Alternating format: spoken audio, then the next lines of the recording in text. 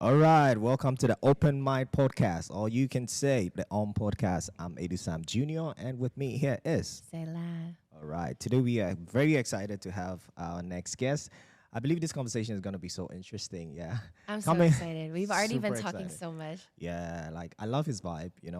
But coming all the way from the US of A, or you can say coming from America, he goes by the name Sokai. Hey, Jumipso. So, nyek mai ba non? Jij kan mij baan, tik. Man peroy. Hey, Baan on je baan. Sarap man ton. Oh, okay, that's good. Awesome. So, how long have you been in the Kingdom of Cambodia? So far it's been 5 days. 5 days. You're just here visiting, right? Just visiting, yeah. Okay, so what's your experience so far? Do you like it here? I love it. It's I can't believe it took me this long to visit Phnom Penh. Wow. The only reason why it took me this long is because I'm just used to going to my mom's village and fighting. Okay. And my mom's she comes from a lineage of like witch doctors. Oh. Wow. Interesting. So she's like she's pretty adept in black magic. So every time we go there, I was have to cut my hair. Well, you said witch doctors? Witch doctor? Yeah. Oh, they said rich. No, witch doctors. We're Like witch doctor. Like Wow. black sorcery, Yeah. black magic, Voodoo. voodoo kind of What stuff. is that called? Is something in Khmer, something like plolingat, right? Something like that, plolingat, like dark road, Dark like that road, yeah. magic or something like that. Yes, something like that. Wow. She always carried like this bag of trinkets, like ancient trinkets. That Oh my God. And she speaks like a different language sometimes when it comes to like warding off like spirits if you think spirits are in the area. Spirit language or Khmer language? Oh, like maybe but like Khmer Baran Malay language? or Yeah, Sanskrit like or Khmer Boran. something. Yeah, it's like old ancient like Pali, Yeah. And at a young age, how did you feel like seeing your mom take you to do all these things? Well, I did have some paranormal activity that happened to me when I first visited, Cambodia? fighting. Yeah. We could say that for a Halloween episode or something. But Definitely. but ever since then, I was scared to go back to Cambodia because of Yeah. that. And when I went back in 2011, when I saw Phnom Penh, it didn't really change much. So I assumed that it's like still the same kind of vibe as Phai Dien. Okay. But then Oh, really? Wow. Yeah. The city's so different from the province. I feel like Phnom Penh is like its own little island. Yes. Cambodia. And you know? outside Phnom Penh is like a whole different thing on its own. oh yeah. And then when COVID happened, a lot of the Khmer diaspora started connecting on Instagram. Yes. Yeah. And so I started seeing like a lot of Khmer Americans going back to Phnom Penh. Phnom and Penh, yeah. You see all these like this rich, lush environment. Exactly. Like seeing the foliage with like the urban, Yeah. urban architecture, and you see like street food, like food that I miss a lot. Yeah. That I can't really get in Atlanta because Atlanta we don't have any Khmer restaurants. Really? So you have to rely on like your parents. Wow. Or like your yays. I'm or your surprised. Like a big city like Atlanta, there's no Khmer food. There's a small Khmer community there. Okay. Like, because, the big conclaves are Yeah. Lowell, Massachusetts, on Long Beach. You have Yeah. Seattle, Minneapolis coming up. But in the South, like, Dallas is like now the main hub. of Really? Cambodians. I Yeah. used to live in Dallas for a minute, but I didn't even know there was like a big Khmer community there. Huge Khmer community now. Wow. Yeah. Wow, that's interesting. And then like Jacksonville, Florida is another pocket that's coming Yeah, up. yeah, But Atlanta's Florida. like, I don't know, it was just a weird place for Cambodians to be in like the 90s. I don't know what made my mom and my parents want to come to Atlanta. Yeah. But I asked them, they're like, well, the immigration people were like, where you want to go? Like, I don't know.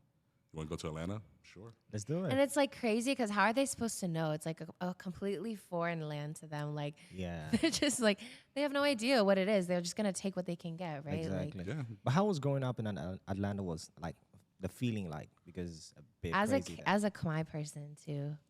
It's been a roller coaster. Atlanta, is like the heart of the South. So in the 1990s, there's still like there's like racial tension between like the black and white community. I see. So when the Cambodian community came in, we lived in a apartment complex called Old Jonesboro South, and it was majority black. Okay. They poked fun at us, though. They'll crack jokes, but they didn't really like get physical. They just didn't know who we were. Exactly. But my mom wanted to leave because the crime rate in general was just so bad. Yeah. Amongst everyone in that community. Wow. Gunshots every like now and then, like every 2-3 days. People getting robbed, but so we moved over across the interstate, I-75, to Hapeville, not Hates, but Hapeville. Hapeville, okay. And it was a majority like white community. Okay. And they were physical. They didn't like us at all. Really? Wow. So a lot like, of, what do you mean physical? Like, what do they do? threw stones at us. They call us No names, way. spit in your hair, you know. What? Like in but- your apartment complex, like just neighborhood. Well, it's like a neighborhood. We moved to like a duplex. Okay. You know, so from apartment to a duplex, and a lot of the Cambodians started moving there too. Okay. So a lot of the white kids were like, they would just like hate us for no reason. It got to a point where they're like they're you know, it's like, you know, we're under the Bible belt, so they're you know they're hardcore Christians, and they're like, you know, God doesn't want you here. God fucking hates you. No way. Like that. When we were young. What time period was this? The 90s, like early 90s. Okay. Early 90s, okay. Wow, that would be crazy. That would be hard. Did you ever like miss home? Do you were like, I want to come back home. I don't want to go through this anymore. Well, you were born here, right? No, I I mean, was- you were born. You're born in the the US. States, right? No, I was born in a refugee camp. Ah, okay, Oh, okay. Where in Thailand? Yeah, Thailand. Okay. Is this site two side? Campsite 2. Campsite too. Yeah, yeah, yeah. Riento too was Yeah, was from yeah, there. Oh yeah. Awesome. Yeah, when so my mom, when she was in Saigon, when the U.S. bombed the eastern border, like it pretty much decimated like her entire family. So it was just her and like 5 of her sisters. They decided to go to Khmer-Krom. Hey, That's represent. where she's from. Yeah. Yeah, From I'm Khmer-Krom. Khmer-Krom too. So What? Oh, that's so that's it. crazy. So my so that's where she met my dad. Okay. And we fell in love. You In know. Khmer-Krom. Yeah, Khmer-Krom. And so that's when the Vietnam War, because it was peaceful at the Yeah, time. Then yeah. the Vietnam War happened, and so they decided to move back, walk all the way to Phnom Penh when my mom was pregnant to Yeah. Thailand, and then pop me out in the camp. You know. Oh, Yeah. Walked from Phnom Penh to Thailand. Oh yeah. do you speak Thai? I don't. Oh, yeah, I do though.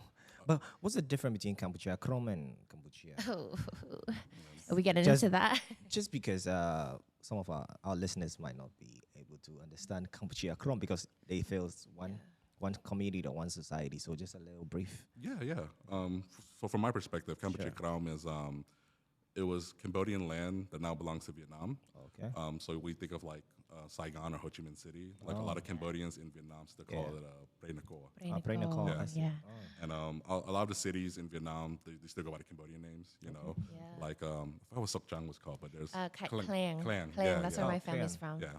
I'm How, from, do you know where your family's from? we're from Bạc Liêu. But, oh, okay. yeah. I don't know what it's called in Khmer, but yeah. I don't either. Yeah. Wow. But yeah, so a lot of Cambodians, Hey, that's so crazy. I love that. She's so excited. so a lot of Cambodians that live there. So the history is pretty much the Vietnamese government wanted to establish a trading hub in Pre Naqor during that time, and it's just bad politics, bad government between the two, and Vietnam started overpopulating the area, and they started taking over to a point where they pretty much Vietnam just pretty much annexed the whole place, you know. I mean, and this is like also after like French, Indochina, you know, and then they're like, French were like, all right, you can take this land. And then Yeah. Cambodians were like, wait, that's our land. Like, Oh, that would be a big dispute. Though. and Kamche-Krom, Krom in Khmer means like lower or bottom. Oh, So it's like the lower part of the Cambodia. original, original Cambodia. But I'm super excited you still can trace your roots and know where you came from, you know. That's really interesting. Wow. So Wow, I feel like I have a brother. Like, wow, that's so, I didn't even know. So you're not alone now. so my name is Thai. Oh, your real name is Thai. My real name, well, my Khmer name is Sokai, because my mom named me Sokai. Yes. But when we came to the States and became U.S. citizens, my dad, he was kind of pro-Vietnamese during the time. So he wanted to give me a Vietnamese name so I have a better chance at living in America. Living in America, Because the yeah. Vietnamese community is more Vibrant to tight-knit. that. Yeah. Exactly. So what's your Thai name? My Thai name? No, his name is Thai. Ah, your name is Yeah, Thai. my name is Thai. How do you spell it? Thai. Yeah. Oh, Thai. Oh, So, interesting. so when I have icebreakers, when I introduce myself, I'm like, "Hey, my name is Thai. I was born in Thailand, but I'm not Thai." You know? So That's a good That's one. That's a good like opener. Wow. Wait, this do you know any Vietnamese? I don't. Okay, but your family does. My parents do. Wait, your mom's from Swaiding, but was she also from Kamche-Krom too, or? Technically, no, but Okay. they all moved to Kampuchea Kampuchea. Okay. because of the war, Dang. and they still live there. Yeah. Wow. It's so interesting actually hearing that perspective because like the war here in Cambodia, hearing people go to Kamche-Krom, but then they're met with afterwards the Vietnam No war, War. yeah. Like that's Imagine fleeing your country to escape war only to meet To meet another another war war. and then Another war, having to yeah. flee again. Wow, that's so. I cannot imagine how the feeling will be those days. You Yeah. know. Like And- my mom, because she was like she was born and raised in Khmer-Krom, and so she left during the Vietnam War or before the Vietnam War, and actually came to Cambodia. So it's such a weird like Back and exchange. forth, yeah. Like she came to Cambodia for a while, and then Thai refugee camps instead. So.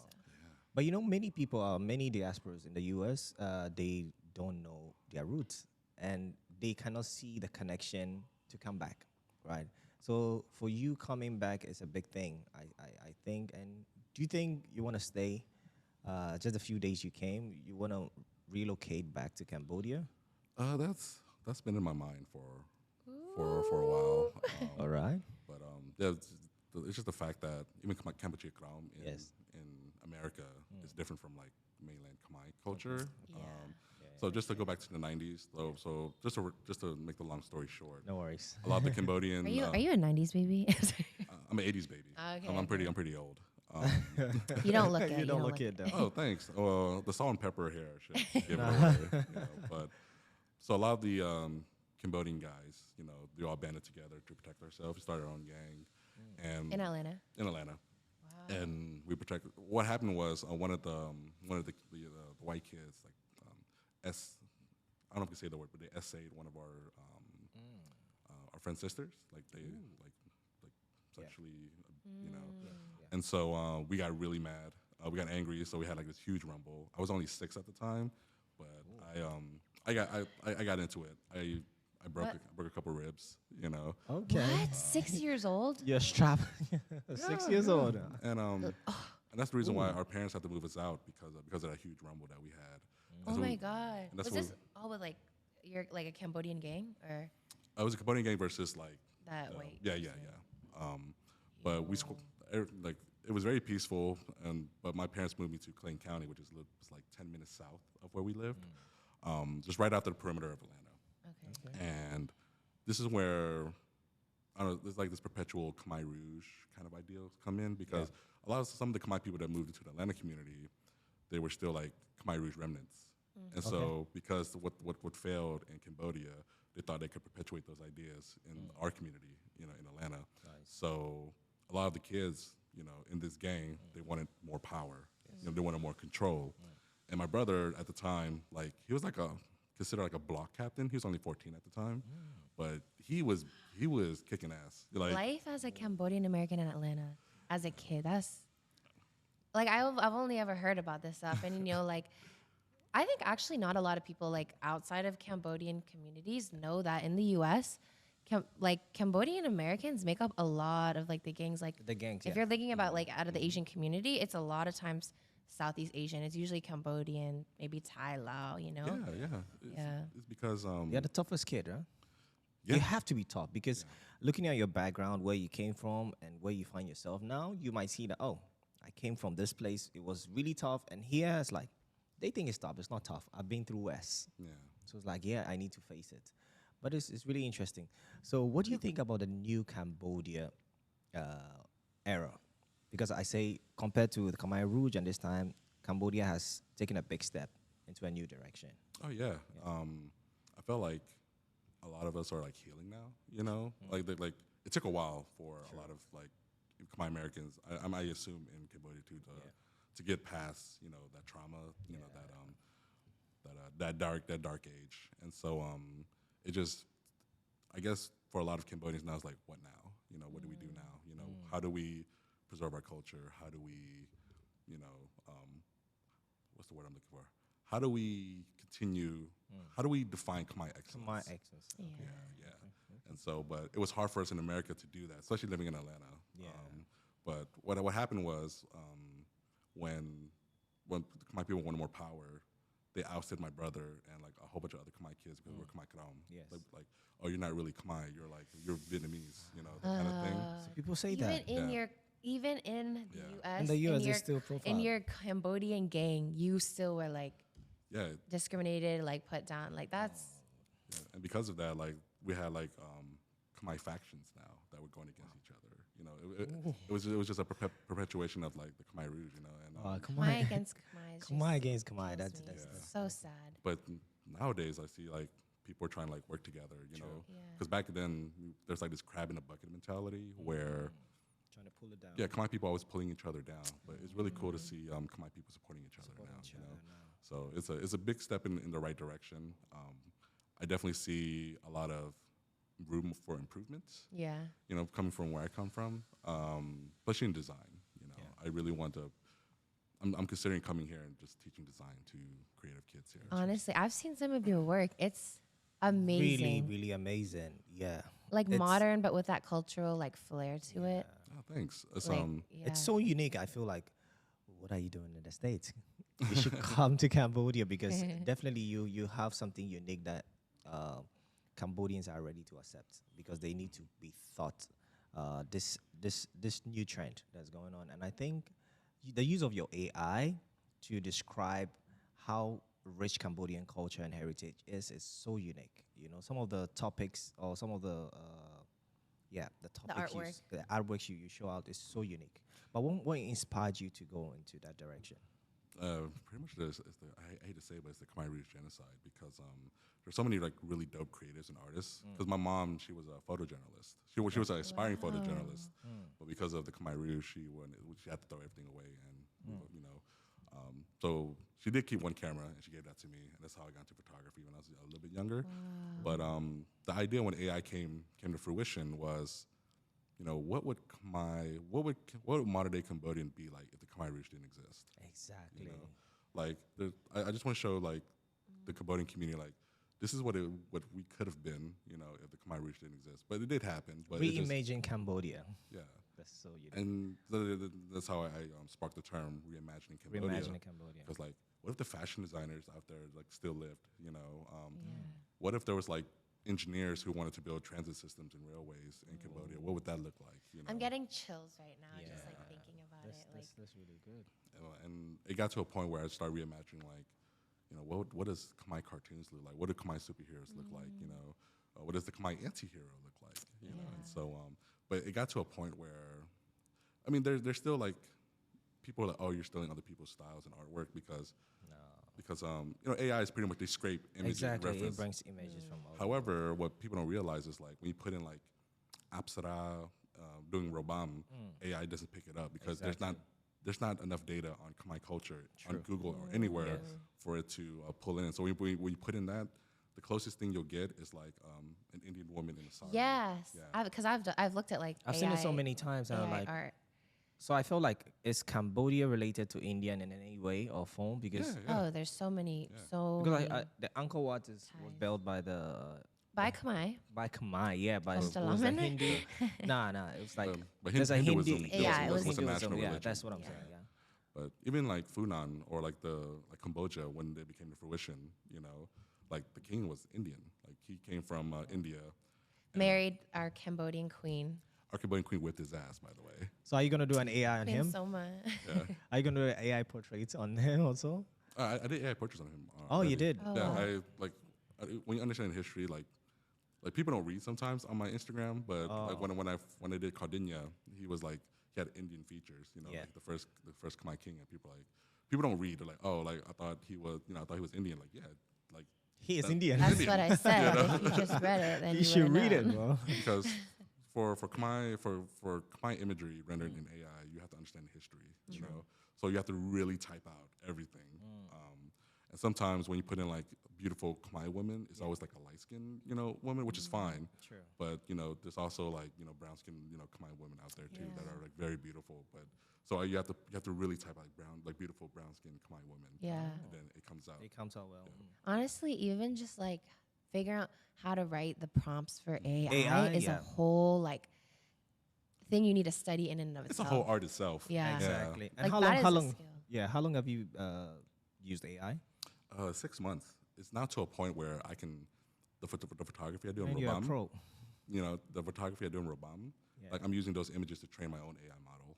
So I was wondering about that because like where can you just like upload content for AI to pull from kind of thing? yeah, it's called Dream Booth. If you ever used it, you can use Dream Booth powered by Google, and you just upload images, and you have to always attach something called it's called a blip, which is like a caption of that image, you know.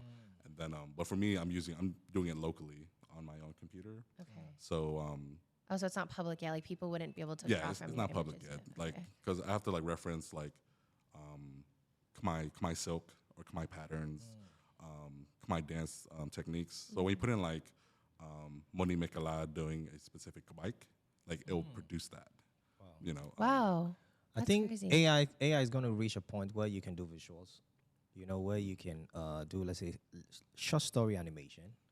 This would be really cool if, let's say, you type in brown skin, Khmer lady, then you just write a story and AI creates the whole visual for you. That would be really, really cool. Hey, it's there. It's there, right? There, yeah. It's there. It's getting there. Like I've seen people do like short animations through AI. Are you considering to do anything like that? Because, you know, yeah, photo is one thing, but visual, when they see it in motion, they feel connected to it. You know, it's like you're telling a different story from what they used to know. Yeah. What if the Khmer root didn't happen? What if Khmer-Krom didn't happen? This is what we would have been. Yeah. You know, so it's like, are you considering it? Yeah, yeah. I mean, I think it's the next stepping stone to kind of like creating a storyboard for like Khmer creators here to understand like this is my vision of like what if this didn't happen? Because I feel like when it comes to the Khmer diaspora, like translating your vision to like in a land we call Khmer, which means like they're Khmer people from Cambodia. Khmer Sri Lanka Khmer. Yeah. It's so funny because I say that too. Like we say Khmer, Yeah. meaning Khmer from Cambodia. Yeah, so when people, like I hear people say that Khmer, I was like, what's the difference? Yeah. Khmer. You know, even some people who are like born your here local and they Khmer, go yeah. to the States, they come back and go like, I'm Khmer American. I'm like, no, you are Khmer. Yeah. So fun, yeah? But like translating your ideas, you know, like there's like, some things get lost in translation, so we can show this to them. Yeah. Because I really would like to be like a full blown production, you know, like a movie production. Because I feel like, you know, I think that should be your next trip. Please come Please to come and do Cambodia, the- make the movie. Okay, just do this. Why don't you set up a workshop? Let's say a 3-day workshop. Just put it online. Invite all the creative art industry, the big players. Show them what you want to turn do. into a business consultation It real quick. could be. We'll save that for later. Yeah, for sure. I know. No, but you I know Louis is gonna come. No, but you have I feel like so much to offer, not only Yeah. to Cambodia, but To to the world. the Khmer diaspora. Oh, And that's what thanks. I really like. It really resonates with me because that's Yeah. something that I really care about too. And like, I love to just see like we are uplifting not only our Khmer diaspora, but our also- Khmer people here. And we're connecting together. Because I feel like for so long, our Khmer, you know, Khmer people in Cambodia and Khmer diaspora has been so separated. Yeah. So separated to the Sure. point like we don't understand each other. And I've seen like people fight and stuff like And you know one thing, Yeah. one interesting thing. When I look at some of your works with the AI, right, and I see the beautiful Khmer ladies, the men, the kids, and everything, and I go like, okay, this is AI, but I can really see them on the streets. Yeah. That's how beautiful Khmer people are, you know. So it's like, what if these things happen? We should push this story. I think this thing is something you should really, really push more. Oh, yeah, yeah. And do you get support from your community back in the States? What you do? No, I don't. I know. Really? People, why is it so? Why is it that? Because I think they should support you more. Yeah, because in the 90s, you know, like if you get into like the creative field, you know, it's considered like not lucrative. It's not like one of those academic, you know, engineer, lawyer, doctor profession. So when I told my parents I was going to an art school, like my parents just disowned me, you know, because they're like, oh, he's like a joke, you know, like he's not gonna get anywhere. He wants to do this, like he has the potential to go to like a prestige like school in Atlanta, Georgia Tech, but I decided not to because when my mom gave me the first camera, she bought a printer so I could print photos, and it came with the grandfather of Photoshop called Photo Deluxe, Adobe Photo Deluxe, and I started making like things with it, and I started understanding like typography like at a very young age. And then when I got into high school, you know, I started winning like these design competitions like on a national level. Wow. And, You were all self-taught? self-taught, yeah. But I did go to art school, so art and design school, so I can like understand the foundation. That's what I was missing. Yeah. And yeah, like I got no support from the Khmer community. I was just on my own. I was the only Cambodian design student at Savannah College of Art and Design. Wow. And when I went to School of Visual Arts for my master's, yeah, I was only Cambodian. I was the first Cambodian student there too. Oh, you should be proud of that because you're doing a good job. No, I appreciate it. So a lot of my kids who want to get into the creative field, they saw me and they're like, "Oh, I don't want my parents to do that to me," you know. And so, but a lot of the kids started emailing me saying, "How was your experience in art school? Like, I want to go to art school, but I don't know how to explain it to my parents," you know. So I found ways to let them know that there are lucrative, you know, there are lucrative, jobs in design. And when I got into Google, that's when they started understanding, like, Alrighty. you know. So a lot of like Khmer kids now are like wanting to go into like design They're like, school. what now? Google. So, Are you cool with your family now? pardon? Are you cool with the family now? Not with my dad, but the thing was, you know, in a traditional Khmer family, whatever the dad says, mom follows. So she always supported me from afar. So I appreciate her, like I sincerely appreciate her a lot because she's a creative too. Nice. Yeah. So, Sure. but yeah, I started like mentoring a lot of like Khmer kids. Like Wow. there's one Cambodian kid that went to SCAT, you know, after me. He's like a big time creative director at this like big agency called Yard in New York City. Wow, this is interesting. You know, there's a lot of talented Cambodians in the diaspora, right? I feel they should all come back. But what is this? Yeah, they should come back definitely because they can change Cambodia drastically. But what is the thing that's stopping them from coming back? Student loans. I didn't see that coming. That was Student real. loans. That was real. I Student loans. So the amount of student loans I had was 180,000. No way. 180,000. I went How long did you study for? bragging. Not to brag, but I went to two of the top design schools in the world. Wow. And What schools were they? Savannah College of Art and Design. It's the only design school in Atlanta, Okay. but it was considered had one of the best design programs, you know, during that time. And then School of Visual Arts is where all like the rock star designers like come out of. But that was in New York City. I got accepted to Yale. I could have went there, but I wanted to be in the city. So In I the started city, learning, Yeah. Nah. Yeah, I'm not going. I'm trying to be out in the suburbs. All right. But it's the student loans that keep them from coming. Because in America, if you have student loans, if you file for bankruptcy, if you default, like you still have to pay it. If you can't pay it, and you have a job, they garnish your wages. What? If you don't have a job, they take you go to jail. And when you get out of jail, you still have to pay your student loans, no matter what. Until the Go day to jail for that? Yeah. Student loans are the devil in America. That's why, like, when I went to Google, I was like, I'm paying off my student loans quickly as possible. And I paid it off in 4 years. So Damn. Oh, congratulations. Good for you. Good thanks. for you. That was recently, so that's why I was like, I need to go back to Cambodia. You know? Yeah. I need Now to go you're back. free. Yeah. And but for a lot of Khmer kids who want to pursue Khmer excellence, they go to like prestige, like universities and colleges in America. Like some of them are well off, but a lot of them who are like me, like Nick Kral, it takes them a while to like pay off their student loans and get their bearings together because you know they don't set up like financial accounts. Like our parents don't set up financial accounts for us, and sometimes They don't know. They were never educated about that. Like, especially for our I assume you're a first generation college student in your family. Yeah. Yeah. So like, it's so hard because you don't know what to do if you have no guidance. Like all the student loan, like financial aid, all that. No idea. You're so lost, and if you don't make the right move, you could get way more student loans and stuff, and like higher interest rates. All that. But It's I think tough. there's a solution because social media is here now. Yeah. Right. This is a bridge to connect Cambodian diaspora and the Khmer. Absolutely. Yeah. Exactly. And I think you don't like when I say Khmer. It sounds weird coming from you. Yeah. So I think social media is a big tool that I think Cambodian and the diaspora can use it to connect locally because last time I was discussing with Sela about when the diaspora come to Cambodia, they get profiled. They go like, oh, you're not one of us, or you don't do things like us. You cost too much. Like you're a foreigner. You're a foreigner, you know. And I feel this is a way that deters people from coming. You're like, oh, I go home and I'm not being recognized well. I go Yeah. back and I'm being profiled too. Yeah.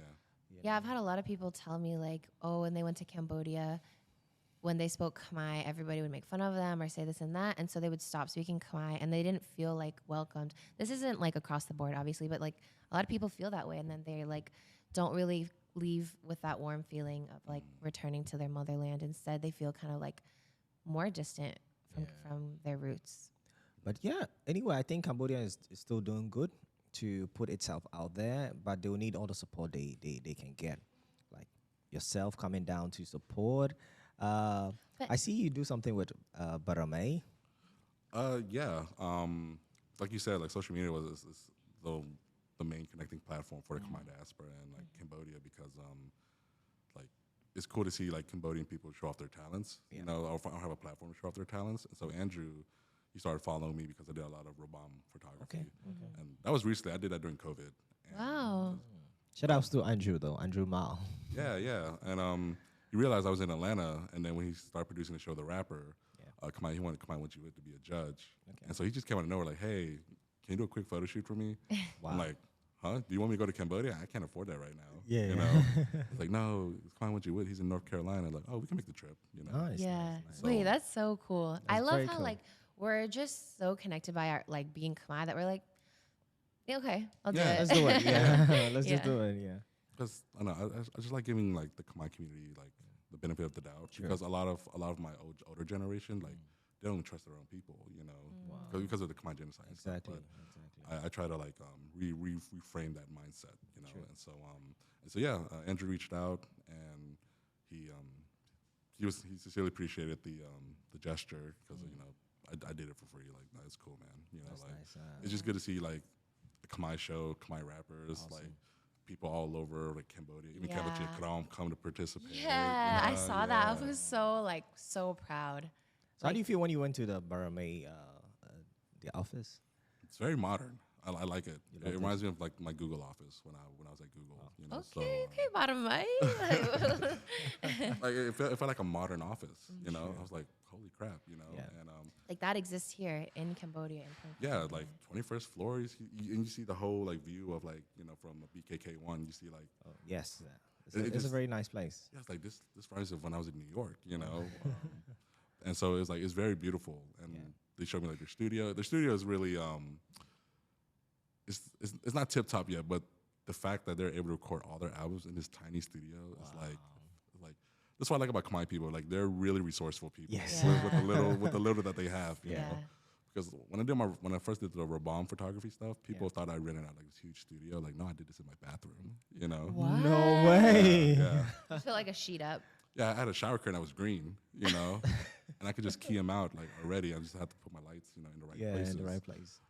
And so, Wow, that's so real. Yeah, that's cool.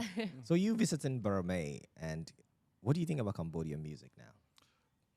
I still like the old Cambodian music because there's like this charm to it, you know. I do like the new Cambodian music. However, there are some that's very like K-pop-ish, which I feel like there's some record labels that are following a template, Yeah.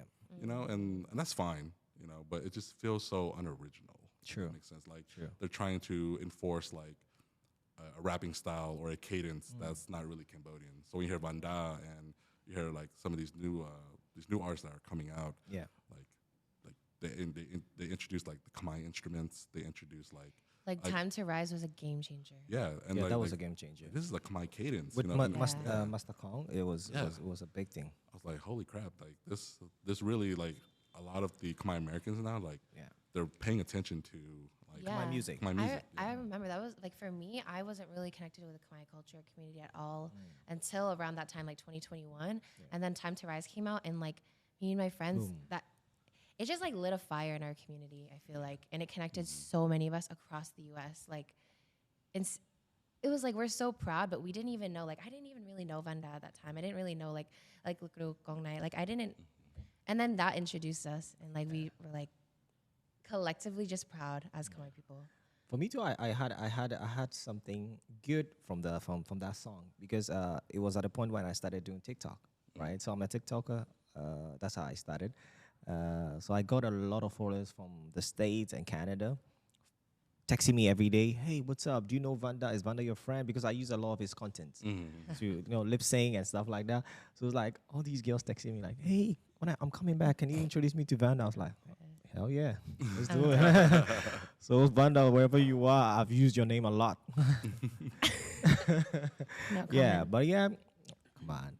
But yeah, I feel like Cambodian music is on the rise, right? Yeah. But you saying you still love the old music. Do you have any favorite? I like Khmer music. Khmer Surin. Yeah. That's like the one Khmer song everybody knows. Because Khmer is like, the Cambodian people live in Thailand. Yeah. And I appreciate the music a lot because it uses, it's kantrum. You know, kantrum is like, they use the traditional Cambodian instruments. So Yeah. it's like 100% authentic. Authentic, Cambodian, yeah. You know? But like the score, the rhythm, Yeah. like you could bop to it, you know? Yeah, it's like. You know, take people on a memory lane. All right, just give them a flashback. Can you give a freestyle? Any Boran song? No, I can't. I usually just parody Baran songs. Okay. You know, I forgot. There's a song called Muno Sachatana.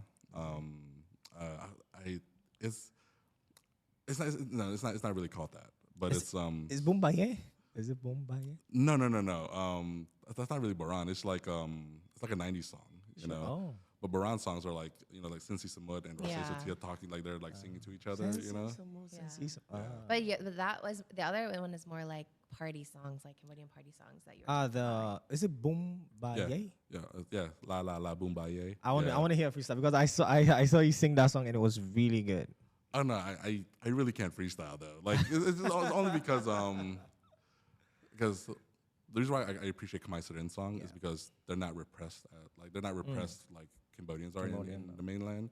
They talk about like sexual things, or they talk about like the dirtiest things ever, you know. And so when I freestyle, I'm inspired to just talk about the dirtiest things. Okay. You know? It's not really like accepted here yet in Yeah, Cambodia. yeah. Like it's still seen as like, oh, that's so like bad. Like Yeah, you yeah. know. So ew. where do you see Cambodia in the next 10 years? Next 10 years, I mean, it's gonna keep growing for sure. I just what I hope to see is just like more. I mean, it's gonna get more diverse, but I just want to see more community and more union between like Cambodians, like light-skinned Cambodians and dark-skinned Cambodians. You know, there's still that colorism that still goes on, and I see it sometimes. But I just want to see more like, especially dark-skinned Cambodians, like in entertainment, in media. Yes. But more representation of that, and I see some of the provinces, you know, like becoming like their own like small cities. Small city, yeah. Like Phnom Penh's going to be like a New York City, and like Liti or like Siem Reap's going to be like a Los Angeles or something, you know. Interesting. So, but for me, when I first came here, I looked at like all the design curriculums at the universities, and like I know $1,500 a year is expensive over here, but when I see the curriculum, like, yo, this curriculum is trash. You know, it's archaic, and I see like the exercises that they do in these design courses, and it's just pretty much like they're just copying what's cool. They're not teaching them like the foundation. They're not teaching them the grid, the typography, visual hierarchy, like color theory. So one of the things I want to do next year when I come back is I do want to teach design to like the next like generation of Khmer kids, but make their $1,500 feel like 10,000. Yeah, make it really worth it. Exactly. Yeah. Exactly. I think that would be a really game changer for people.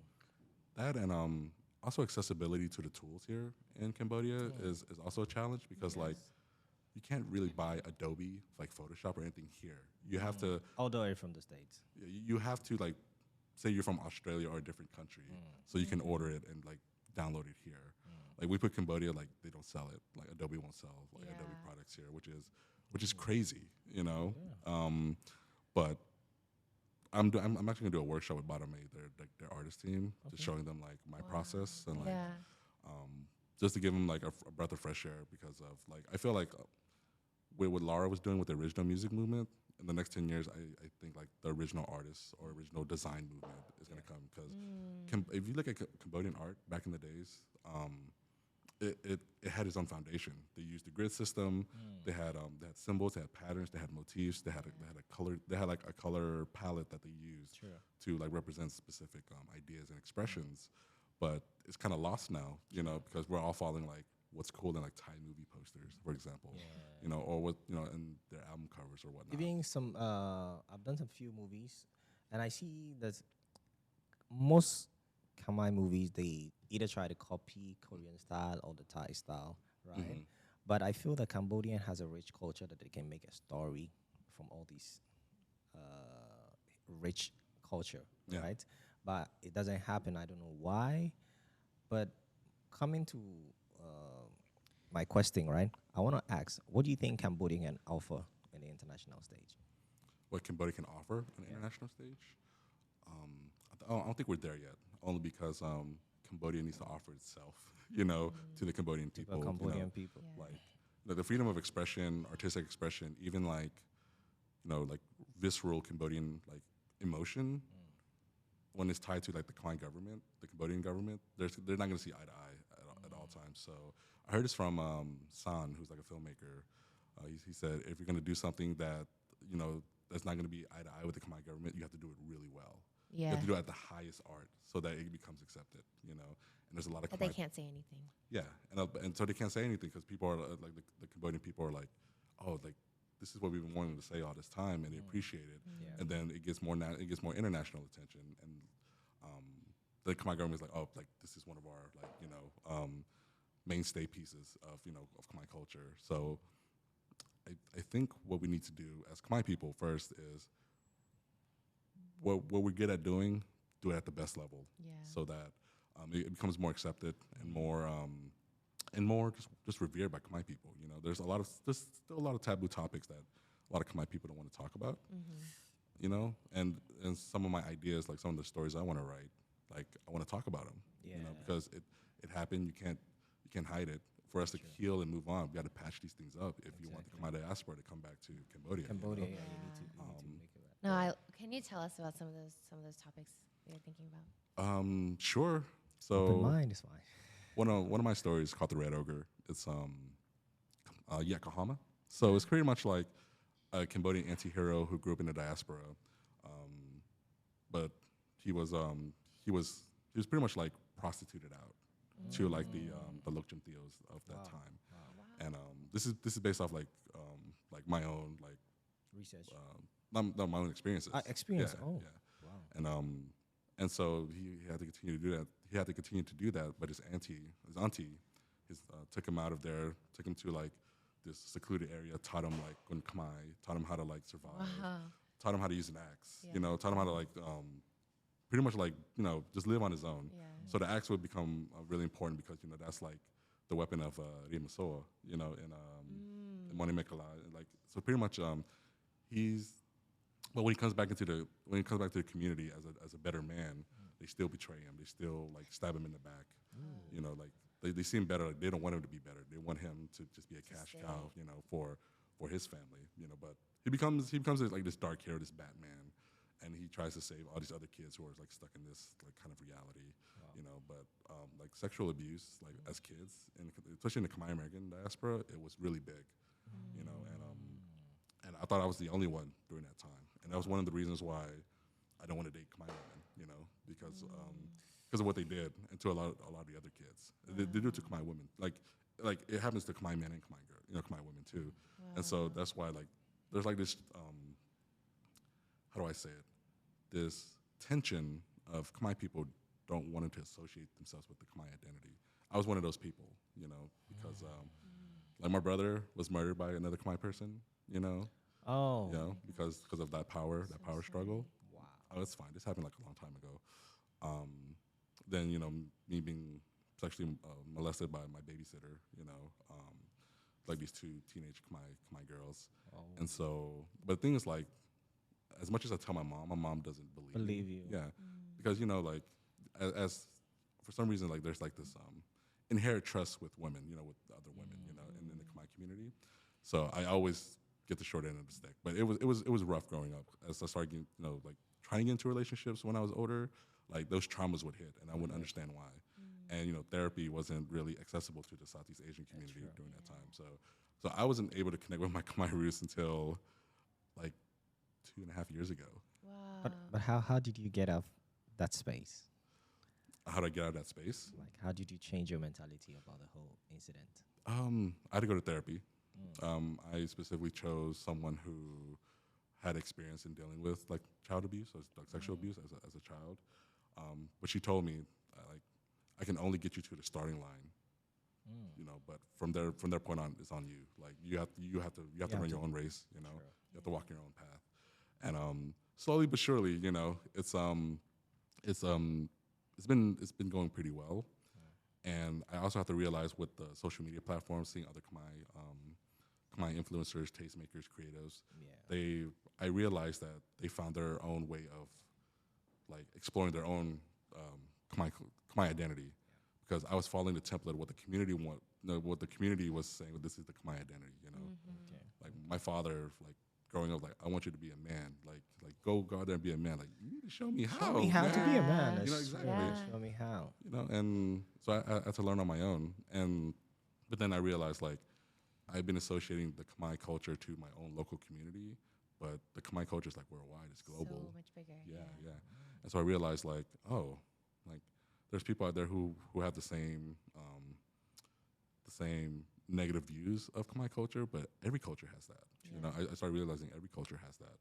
And so now, like, I'm just embracing like the beauty of Khmer culture and what it means to me, and what makes me proud to be Khmer. You know, and I realize the work I do and some of the stuff I say, some of the videos I make is like, you know, it makes Khmer people laugh. It makes Khmer people even cry. You know, like when I see some of my work, like I can't believe like I'm seeing the Riemke in like this aesthetic I've never seen before. You know, so yeah, it helped me. It took me 2 years, but it helped me get into the space of like, now I want to come back to the motherland. You know, What got you to that, like, to get into it again, to reconnect with your roots, like 2.5 years ago? COVID. Like I was on Instagram.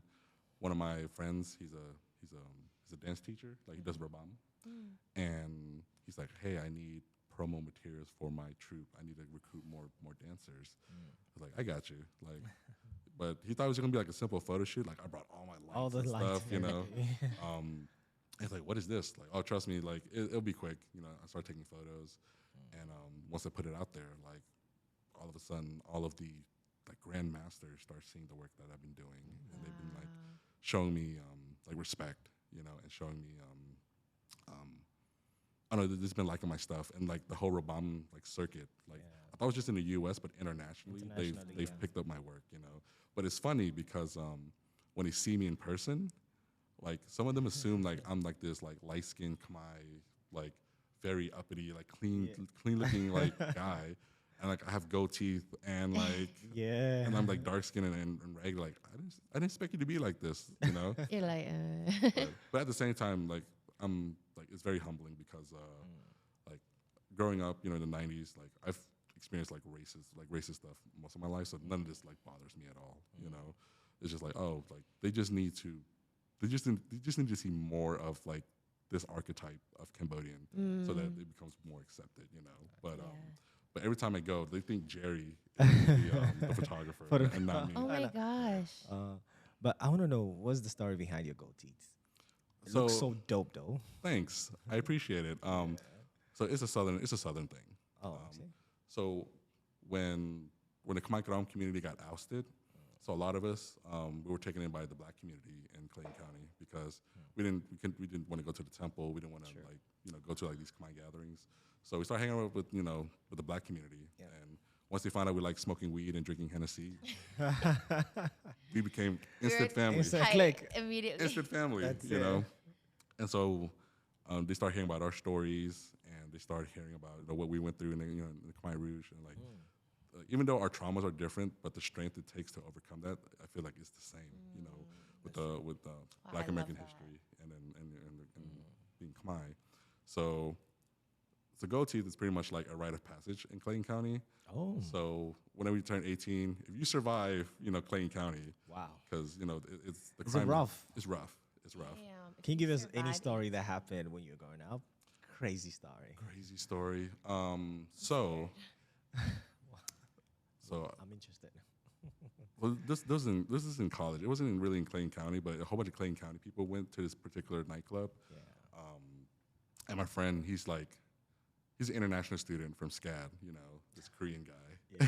And he wanted to go. He wanted to go to a nightclub. You know, like I wanted to experience like Atlanta culture. You know, like Whoa. oh, I got you. You know, we went to the atrium, we partied, had a grand time. There's another club called the Aquarium, which is a reggae dance hall club, and like someone got into a fight. They start shooting, you know, and he's like, "What's that?"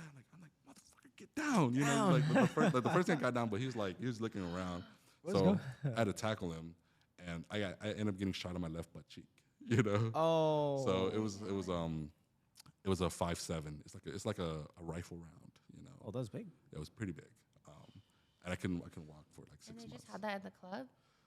We were outside the club. We were leaving, and they started shooting. Is it a normal day like this in Atlanta? Yeah, he was like, "Are you okay? Like, just take me to the hospital, man." You know. It's like, no big deal. For I'll me, be I'm fine. gonna think like I'm dead already because ooh. But we had a friend who got shot 16 times, you know, in front of a gas station. The safest gas station in our neighborhood, you know. The safest. The safest is Because not safe. Because in where we live, like every gas station has something called burglar bars. They're like these steel bars that cover the entire entrance and stuff. Yeah. And so, but this one particular one had none, you know, because it was a safe place, you know. And I was just leaving the gas station, and I saw him. He's a Cambodian guy, but he just wanted to start. He was acting tough. He wanted to start stuff with other people, and next thing you know, like, pop, pop, pop, pop, pop, pop, pop, pop.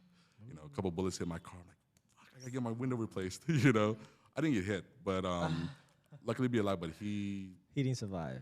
He survived, but he's in like a vegetable state, you know. And so like he had this because he wanted to take care of his brothers, you know, because brothers like helped him up. He's the youngest one out of these five Cambodian guys. But now, like ironically, his other four brothers are taking care of him now, you know. So, but that was his dream. But a lot more has happened where it's like there was this one Cambodian kid. There's not enough Khmer guidance or like leaders to help guide these Cambodian kids, because some of them they just go into like selling drugs, selling weed, or like getting into like crime. Okay. And the biggest one in Clayton County is this one particular Khmer kid who he wanted to get away. He didn't want to go to jail for like 45 days because he had marijuana possession, you know. So he decided to shoot this deputy sheriff in the face. No way. Yeah, and like that's a big thing. Yeah, half the community was like, oh, he's gangster, you know, like he's that dude, you know. They were supporting that? Half of them were, you know, because we come from a place where like we didn't like the police. The police, you know, they didn't treat us really well. But then you had the other half, like this is like a black guy for the Khmer community, you know. But I was able to help, you know, get his sentence reduced to like life. They were going to give him the death sentence, pretty much. But his parents, like, they kept saying, like, please, like, do something to help my son, you know. Because if you don't know, Sam, like in the U.S., if you assault or try to kill a police officer, it's way worse than any other person. Like the penalties are like way, way, way, way worse. Not only that, you're not gonna get away. Like they're gonna hunt you down. Like if you do anything to a police officer, you're screwed. Yeah. So but for me, like I stayed out of trouble. I used to be a runner. So for the gang, I don't have any tattoos. What does that mean? A runner is pretty much someone who peddles drugs and money from one gang to another gang. Okay. Because my brother like put me in this position, so I was like a 12-year-old like Cambodian-looking nerd with like a backpack.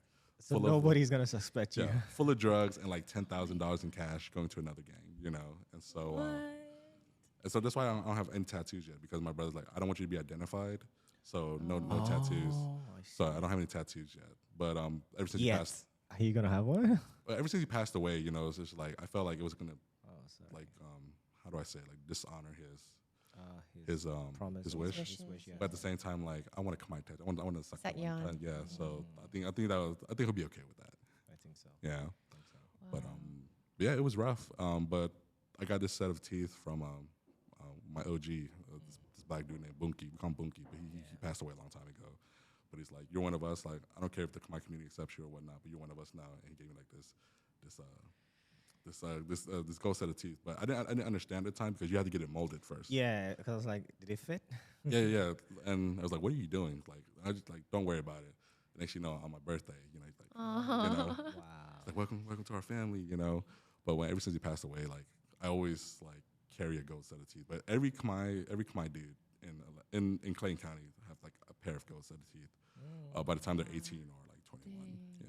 I think for you, it's become a unique identity, though. Yeah, You shouldn't go anywhere without them. yeah. Nah, I like being here. You know, like Yeah. it surprises people. You know, Like, it's dope. It looks cool on you. I appreciate it. It's yeah, it throws people off because people think I'm like this grimy Cambodian dude, which I appreciate. You know, because I am a grimy Cambodian dude. You accept it. But when they start talking to me and it's like, oh, this guy speaks proper English and I speak a little bit of Khmer, Sure. and they start seeing my accolades and what I've done in the past 20, 25 years, they start seeing it as like a sign of respect, you know. But I just want to let people know, like, you have to understand, like, from all these accolades and these achievements, this is where I came from. Sure. You know? Yeah. And it's just a reminder for a lot of the kids in Clayton County, the Cambodian kids in Clayton County, like, oh, like I want to be like, you know, Bu Sokai, you know. So if they're hearing this podcast, like it's Definitely just gonna hear yeah, this podcast. Yeah. Wow. Yeah, actually, you're a very big inspiration in the Yeah, I society. feel I like- think like So touched. Like that's so. true. Things like I just wanted to help my community out, but I never knew how much how widespread it got. Yeah. You know? But people don't realize that it's not easy to survive all these things. yeah. Can I ask you? Because I think a lot of people, especially people listening, might not know. Like, why do you think it is that so many Cambodian Americans join gangs or feel that they need to start gangs? Well, it's not entirely the Khmer people's fault because a lot like the U.S. government puts us in like the worst locations. You know, like we look at like the Koreans and the Vietnamese, they put them in like well off locations. You know, but when it comes to like Cambodian, like Thai and like the Lao, they put in some like low economic, no resources for this community. Development and You know, like the health center is like 20 miles away, and none of us can drive. You know, we have to walk there. And not only that, you know, like growing up in like Atlanta or in the South, you know, you have to deal with like a lot of racism. You know, and so we have to protect ourselves. Like even like Long Beach, you know, that was like pretty much the case study of like why a lot of Cambodians joined, like, you know, they started their own gangs because they got racial tension from like the Hispanics, the blacks, and everyone else, you know, and they held their own, you know, Yeah. and so for us, like we're nothing compared to them, but at the same time, it's like for us to protect ourselves and the people in our community, we had to like gang up, you know, even from other Asians, you know, like we had to protect ourselves, and it got to a point where like now we have to protect ourselves from other Cambodians, you know, which made it even worse. But Yeah. I felt like one of the biggest things was the Khmer Rouge ideology coming to America, because you still had these Cambodian dads who were still ex-Khmer-Krom, and they still want to perpetuate those ideas to the community. Like, wow. like since we failed in Cambodia, let's bring Ankar to our community here, because some people still don't. Because people who survived it still don't understand the ideology of the Khmer Rouge. Yeah. So when they're introduced to it in America, they think it's like something It new. sounds good. Yeah. So that was one of the things that happened. And when they started realizing what's going on, now Khmer people don't trust other Khmer people. So it's like this, like, you know, it's this torrentious hurricane. Yeah. So it's a whole messed up situation, though. Wow. But everything's coming around full circle. Yes. Like the Yeah. healing process is just starting. People are like talking to you, you know, and talking to other Cambodians. They're understanding our story and where we come from and why we're like this. You know. You know, I really appreciate and I understand why Cambodians, aside the student loan, I understand why they don't want to come back home, because they feel like this trauma, like, oh, I'm scared it's going to happen again, because maybe their parents told them that this is what we went through. And they don't want to be in the same situation because they feel that Cambodia is still a developing country. Yeah. So it's not still stable. Anything can happen. Yeah, not only that, it's just communication barrier too. True. Like Yeah. I spoke English most of my life, but my mom tried to speak Cambodian to me from time to time. Yeah. So, but me listening to like these Cambodian karaoke, that's how I learned my Khmer. Yeah. But it's The Khmer is pretty good.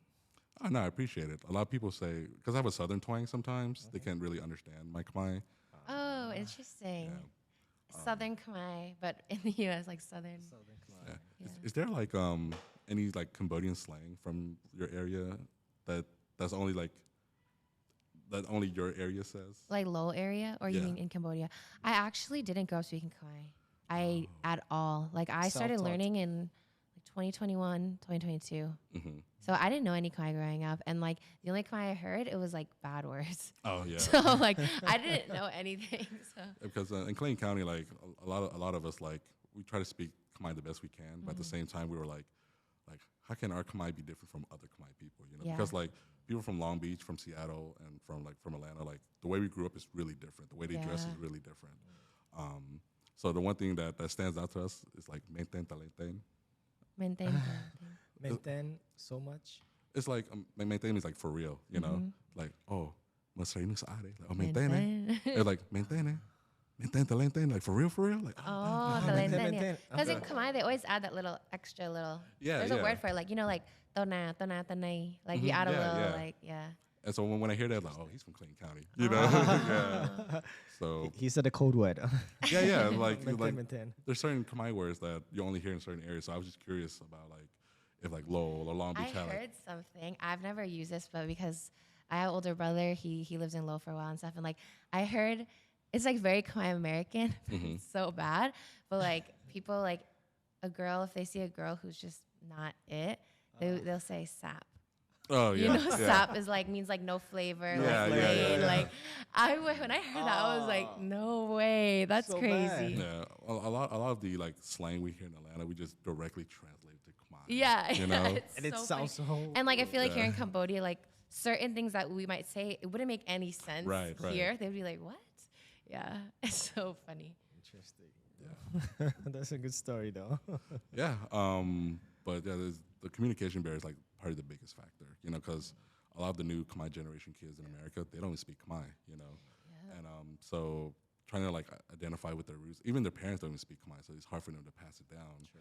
And so if they want to practice like Khmer culture and Khmer tradition, like going to the temple, you know, doing a bun or you know, like just like a rite of passage or any sort of like Buddhist rites that you can do, like Yeah. they won't know how to ask a monk to do it, you know, or an acha, you know. So, so a lot of the kids like they go through my stuff and they get educated, they get some of the fun stuff about you know Yeah. about Khmer culture, but at the same time they get like the beauty of like you know, oh this is Hanuman, you know, like even though he's directly related to like India, like he's one of like. He's like one of my superheroes, you know. Sure. Even though I like Krongriat, like the ogre archetype, I feel fits me better, you know. But yeah, like coming here is, I like it because I mean because of corporate America, I gained like 150 pounds like over the past like 9 months because I work in front of a COVID. computer and COVID too. So when I come here, like damn, he's big, you know. But they don't assume I'm Khmer, you know, until I start speaking Khmer to them in the tuk tuk, you know. Yeah. Then they go like, oh, he's from us. He's one of us. Yeah. But what would you tell now that you're here, right? Now that you've experienced Cambodia and you know where Cambodian is heading to, what would you tell the diaspora? They should come back because even though there's a lot of growth here in Cambodia, like I feel like it's coming from like the East Asian countries like China and Japan. But Development. yeah, a lot of the Khmer diaspora, you know, they're being taught in like these prestigious universities. They're getting like some of the best training, some of the best experience. They should come back here because they have that global worldview. Yeah. You know that Cambodia could definitely like appreciate. True, You know, I like think Cambodia would really need them to calm down. Yeah. yeah, and so like that's why I want to come down here and just like I want to teach design because I feel like there's a lot of like potential in these Khmer kids, you know, but because of what they're being taught, you know, and once they get out of college, they're trying to find a job and they're not like what's the word I'm looking for? They're not accessing their like utmost potential because they've been limited to this trash course. I hate to say it, you know, That's the truth. you know, but yeah, like there's- very traditional Cambodian style learning. yeah, and I feel like that's one of the things that we need to break away from. Like, I appreciate the traditional Cambodian culture, you know, but if a Cambodian person wants to introduce new ideas or like what does modern Cambodia look like? What does modern Cambodian art look like? Yeah. Like the old generation like has to accept it. They can't just say, oh, like no, this is not traditional Cambodian. Like they just want to push it away, you know. And that's what I've been dealing with too back in America. Like I want to introduce these new Khmer ideas, Yeah. you know, because the way we grew up now, like, is so different from how our parents grew up, Exactly. you know. And so we have to let them know like the way the new generation is growing up is not how you saw it. Like we appreciate your courage. We appreciate the stories you told us. Like these help us understand like Khmer history, Where Khmer we came culture, from, yeah. but the way It's we time to make our story. yeah, and the way we grew up, it's going to be the evolution of that. You know, Yeah. so it's yeah, come to Cambodia. It's beautiful. I love it. Yeah. I'm kind of disappointed. I don't see any Khmer girls with kukut tom. You know, They exist. Do they exist out here? huh? They exist out here. Do they exist? I haven't seen it so far. You only been Have here you a few have you been days. have you Just been wait. everywhere? I haven't been everywhere yet. So Okay. but so far. I'll show you a place. Oh my Okay, god. no. Because She's here. because like in the United States, because of the diet, like a lot of Khmer girls, like they're thick. Yeah. They're really thick. And You love them thick. yeah, but at the same time, it's just how we grew up too. That's also in the media. culture in the U.S. Like, and in just like Western culture, like at least nowadays, like Yeah. thick women are it, and it's just not like that here in Cambodia. So it's a huge like, what's it called? Like kind of mistranslation. Yeah. Yeah. But I Even also in Thailand too. I also think, but like Cambodia's following those Korean beauty standards. Yeah. Yeah. So I totally understand, but at the same time, like it's a unicorn here, so it's like I gotta look. I have to find it, so that we know that it does exist here. But so far, no dice. Actually, I'm really excited for today's conversation. I'm super enlightened. Yeah. And I think you've shared so many information to us that some people in Cambodia didn't know about themselves. And also some people in the diaspora even didn't know were existed. Yeah. Or some people are doing things like, for instance, Khmer hating Khmer, there's a source, right? They didn't know the source. But Yeah.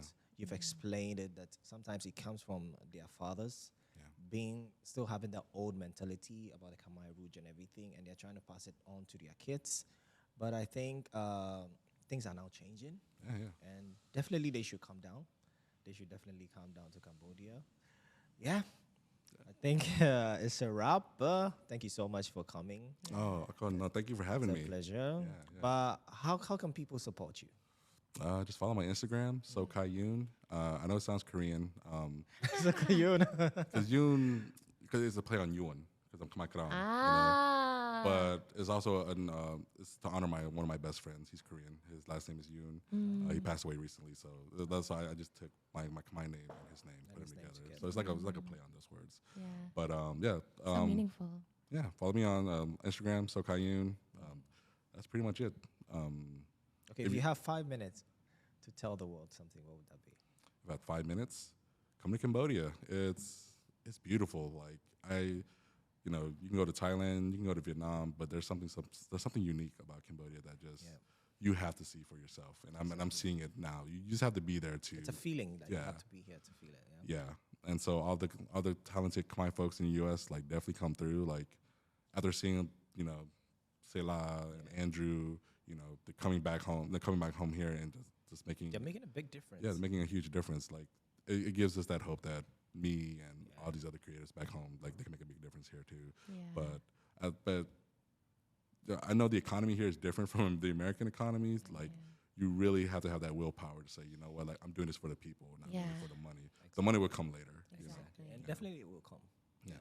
All right. It's a pleasure having you on Thank our you so platform. much. Oh, Mo. thank you. Whenever you come to town, just let us know. We'll invite you back. We're expecting you. We're expecting you for back. part 2. Yeah. for sure. No, I sincerely appreciate it so much. No worries. Yeah. Thank All right. you. On that note, we say peace out. Absolutely. All right.